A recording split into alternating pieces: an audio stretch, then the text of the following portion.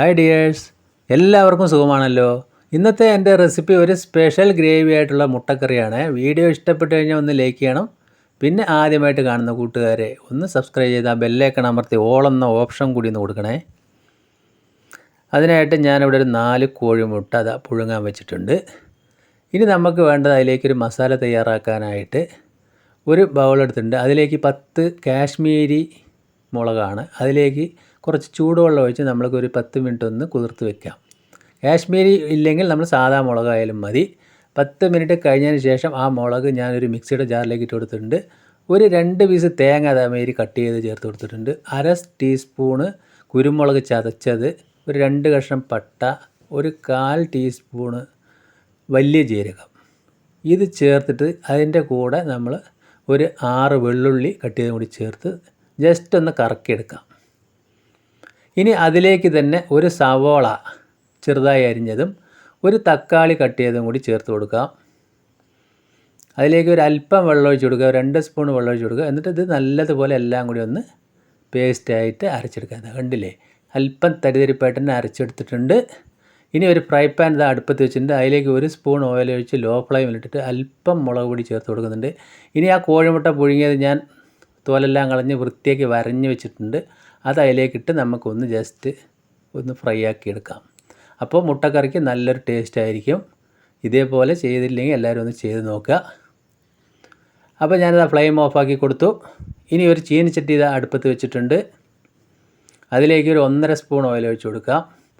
അത് ചൂടായി വരുന്ന സമയത്ത് ഒരു 1/4 സ്പൂൺ ഉലുവ നിർബന്ധമായിട്ട് ചേർത്ത് കൊടുക്കുക. അപ്പോൾ മുട്ടക്കറിക്ക് നല്ല ടേസ്റ്റ് ആയിരിക്കും. ഉലുവ നല്ലതുപോലെ മൂത്ത് വരുന്ന സമയത്ത് 2 പച്ചമുളക് ഇട്ട് കൊടുക്കുക. അതിലേക്ക് ഒരു അല്പം മുളക് പൊടി ചേർത്ത് നേരത്തെ അരച്ച് വെച്ചിരിക്കുന്ന മസാലക്കൂട്ട് അതിലേക്ക് ചേർക്കുക. എന്നിട്ട് നല്ലതുപോലെ ഇതൊന്ന് നമ്മൾ ആ എണ്ണയിലൊന്ന് വഴറ്റിയെടുക്കണം. ഒരു 6-7 മിനിറ്റ് ഇത് നല്ലതുപോലെ നമുക്കൊന്ന് വഴറ്റിയെടുക്കണം. അപ്പോൾ മിക്സിയുടെ ജാറ് കഴിയ വെള്ളമൊക്കെ ചേർത്തിട്ട് നമ്മൾ നല്ലതുപോലെ ഒന്ന് തിളപ്പിച്ചെടുക്കുക. ഇനി അതിലേക്ക് ആവശ്യത്തിന് കുറച്ച് മഞ്ഞൾപ്പൊടി ഇപ്പോൾ ചേർത്ത് കൊടുത്തിട്ടുണ്ട്. അപ്പോൾ നമ്മൾ എല്ലാം ഇത് പച്ചയ്ക്ക് തന്നെ നമ്മൾ അരച്ചുകൊണ്ട് തന്നെ നല്ലതുപോലെ ഒന്ന് വഴറ്റി തിളപ്പിച്ചെടുക്കണം. ഇനി അതിലേക്ക് ഞാൻ കുറച്ച് ഉപ്പും ചേർത്ത് കൊടുത്തിട്ടുണ്ട്. ആവശ്യത്തിനുള്ള ഉപ്പും ചേർത്ത് കൊടുത്തിട്ടുണ്ട്. ഇനി കുറച്ചുകൂടി വെള്ളം ഇപ്പം ഞാൻ ഒഴിച്ച് കൊടുക്കുന്നുണ്ട്. നമ്മുടെ ഗ്രേവിക്ക് 4 മുട്ടയല്ലേ, അതിനുള്ള കറിക്ക് ആവശ്യമായ ഗ്രേവി കൂടി ചേർത്ത് ഒന്നുകൂടി അതൊന്ന് തിളപ്പിച്ചെടുക്കുക. അപ്പോൾ നമുക്ക് ഗ്രേവിക്ക് അല്പം കൂടി ലൂസ് ആവണം. അതിന് വേണ്ടി കുറച്ചുകൂടി വെള്ളം ഇപ്പോൾ ചേർത്ത് കൊടുക്കാം. എല്ലാം നമ്മൾക്ക് തിളപ്പിച്ചാറിയ വെള്ളം തന്നെയാണ് ചേർത്ത് കൊടുത്തിരിക്കുന്നത്. അപ്പോൾ ഈ ഒരു പാകം ആകുന്ന സമയത്ത് ഒന്നുകൂടി നല്ലപോലെ തിളയ്ക്കട്ടെ.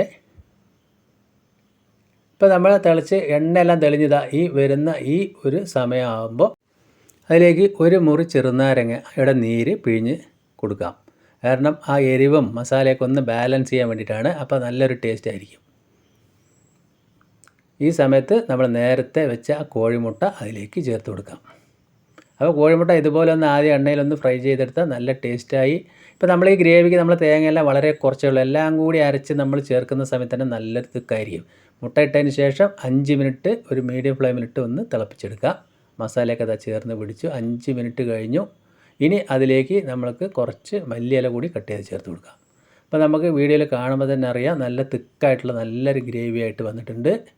അപ്പോൾ ഇതേപോലെ ചെയ്യാത്തവർ എന്തായാലും ഒന്ന് ചെയ്ത് നോക്കുക. വളരെ പെട്ടെന്ന് തന്നെ കഴിയും. സിമ്പിളായിട്ട് തന്നെ നമ്മൾക്ക് ഇത് ചെയ്തെടുക്കാൻ പറ്റും. ഒരല്പം ഉപ്പ് കൂടി ഇപ്പം ഞാനത് ചേർത്ത് കൊടുത്തു.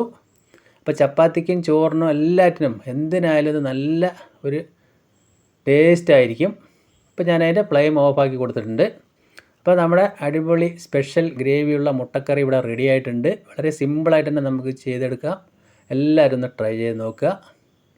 അപ്പോൾ എൻ്റെ വീഡിയോ ഇഷ്ടപ്പെട്ട ഒന്ന് ലൈക്ക് ചെയ്യണേ. പിന്നെ ഫ്രണ്ട്സിനും ഫാമിലിക്കൊക്കെ ഒന്ന് ഷെയർ ചെയ്ത് സപ്പോർട്ട് ചെയ്യാം.